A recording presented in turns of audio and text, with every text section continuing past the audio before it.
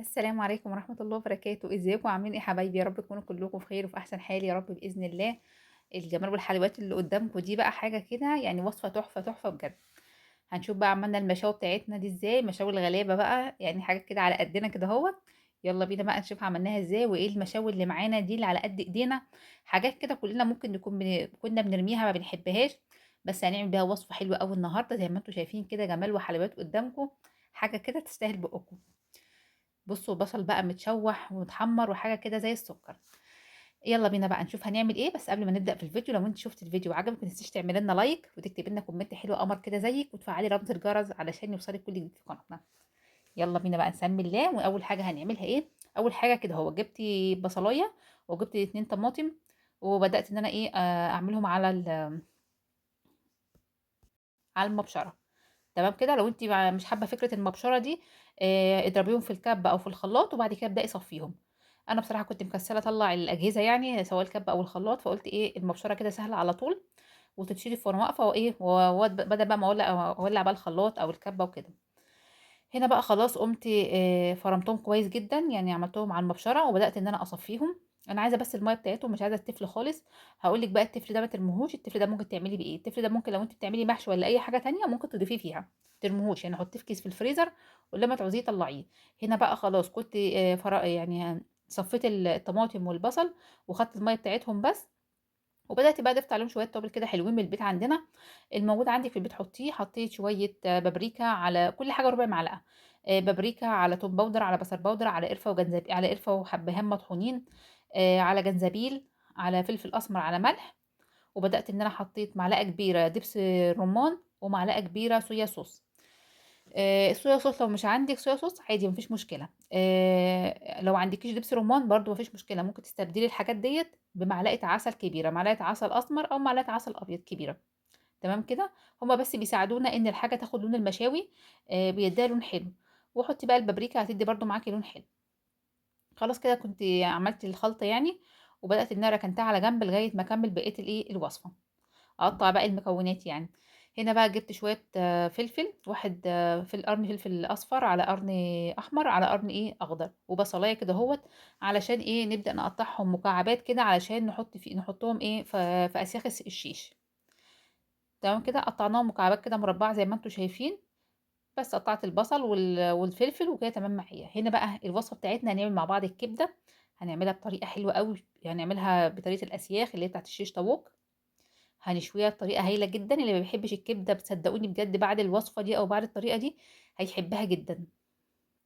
وعايزة أقول لكم إن أنا ضِفت كمان على الخلطة اللي إحنا عملناها، حطيت عليها نُص ليمونة. أنا طبعًا كنت عاملة نُص كيلو كبدة بس، لو أنتِ بقى عاملة كمية أكتر من كده ابدئي إن أنتِ زوّدي المقادير دي اللي إحنا عملناها في الأول، الخلطة اللي إحنا عملناها في الأول. عايزة أقول لِك لو أنتِ بقى يعني مش بتحبي الكبدة أصلًا خالص مثلًا ما بتحبيش ريحة الزفارة بتاعتها أو حاجة، لأ بعد الفيديو ده إن شاء الله هتحبيها جدًا. عايزة أقول لكم بقى بتتغسل إزاي. أنا باغسلها بدقيق وجنزبيل و وليمونة، شوية جنزبيل وشوية دقيق وليمونة باعصرها عليها، وأبدأ بقى أنقعها فيها شوية، وبعد ما تنقع كده شوية وأحس إن ريحتها بقت حلوة كده أهو، أبدأ إن أنا أصفي منها المَيّة وأبدأ أغسلها كذا مرة، وبعد كده أحطها في المصفى تصفي كل المَيّة اللي فيها وتبقى كده خلاص جاهزة معايا. هنا بقى خلاص جبت بقى أسياخ الشيش طاووق، وبدأت إن أنا بقيت أحط قطعة من الكبدة وقطعة وقطع من الفلفل وأشكِّل بقى زي ما أنتم شايفين كده أهوّة. طبعًا إحنا بنجيب فص الكبدة بنقسمه نُصّين.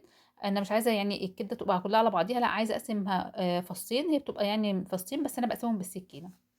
الكبدة دي طبعًا كلّنا بنحوّشها في البيت لمّا بنجيب فراخ وكده، فراخ الشهر يعني وكده، فبتبقى موجودة عندنا فبنحوّشها في كيس في الفريزر، فلمّا تطلّعيها هتعملي بيها وصفة يبقى ما كلّفكيش أي حاجة، وصفة كده ببلاش، مش هتكلّفِك أي حاجة. ولو هتشتريها هي بصراحة يعني سعرها خلاص وصل لحوالي 56 جنيه أو 60 جنيه، في أماكن بتتباع فيها ب60 جنيه. فيعني لو جيتِ عملتِ يعني الميزانية بتاعتِك كده هتلاقي إن شاء الله تضبط معاكِ الميزانية وتبقى أكلة حلوة أوي لآخر الشهر. وكمان فكرتِك هتتغيّر عنها خالص بعد الوصفة دي إن شاء الله بإذن الله. هتبقى يعني إيه بُصّوا كباب كده، كباب الغلابة. خلاص بقى بُصّوا هاعمل بقى كل الأسياخ كده أهوّة. هاشكِّل بقى زي ما أنتم شايفين كده أهو، وبعد كده حد هيقول لي طَب مثلًا ما حطيناش الخلطة عليها ليه من الأول وتبِّلناها فيها، ما كناش هنعرف إن إحنا إيه نضبّطها في كده الأسياخ. كناش نعرف نحطها في الاسياخ. فلما نعملها في الاسياخ بعد كده هنبدا ان احنا نتبلها بالخلطه الجميله بتاعتنا. وعايزه اقول لك لو عملتيها من بالليل هتبقى احلى واحلى، هتشرب من التتبيله وهتبقى طعمها وريحتها هايله جدا. لكن انا بقى عملتها الصبح بدري كده اول ما صحيت، وعلى اخر النهار كده قمت عاملاها بقى على وقت الغدا. بصوا شكلها بجد يفتح النفس قوي، شكلها حلو قوي، محدش هيصدق ان دي كبده خالص. محدش هيفتكر انها كبده فراخ، بالعكس هيفتكروها فعلا اسياخ شيش طاووق او كباب يعني. بصوا هيفتكروا اي حاجه تانية غير الكبده. هنا بقى جبت حاجه كده كبيره بحيث ان انا ايه اقدر ان انا يعني افرد الاسياخ كلها، ما تبقاش حاجه فوق حاجه عشان كله يتبل. جبت بقى الخلطه الجميله بتاعتنا، اقول تاني عملناها ازاي الخلطه الجميله ديت.